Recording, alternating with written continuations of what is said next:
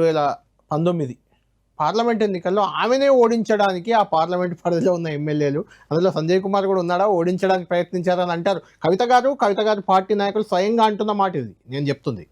పేర్లు చెప్పట్లేదు, కానీ కొంతమంది ఎమ్మెల్యేలు ఓడించే ప్రయత్నం చేశారు బీఆర్ఎస్ వాళ్ళే అన్నమాట వాస్తవమే. నేను విన్నమాట కూడా వచ్చింది అందులో. అన్నమాట వాస్తవమే, విన్నమాట వాస్తవమే. నాకు ఇది అత్యంత బాధాకరంగా కూడా ఉండింది.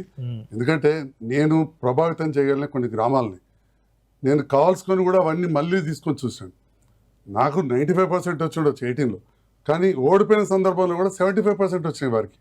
నేను ప్రభావితం బాగా చేయగలిగిన పోలింగ్ స్టేషన్లు 75% వచ్చినాయి. అంటే వాళ్ళ సొంతం వల్లే ఓడిపోయారని కదా, మీకు వచ్చిన వాటిని మీరు తెలియకపోయారని కదా. అప్పుడు వేరే అన్ని నియోజకవర్గాల కంటే దాదాపు బాల్కొండ, ఆర్మూరు, వాటికంటే రూరల్, వాటికంటే కూడా తక్కువ మెజారిటీ వచ్చింది జగిత్యాలని. 7,000 మాత్రమే మైనస్ అయిన కవిత గారు.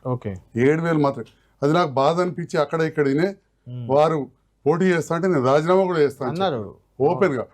నేను వెళ్ళి కేటీఆర్ గారు కూడా చెప్పిన, కవితమ్మ బాధపడుతున్నట్టు, నాకు అపాయింట్మెంట్ సరిగ్గా ఇవ్వట్లేదు, మీకు కావాలంటే రాజీనామా చేసిస్తా సార్ అని చెప్పి కూడా చెప్పడం జరిగింది.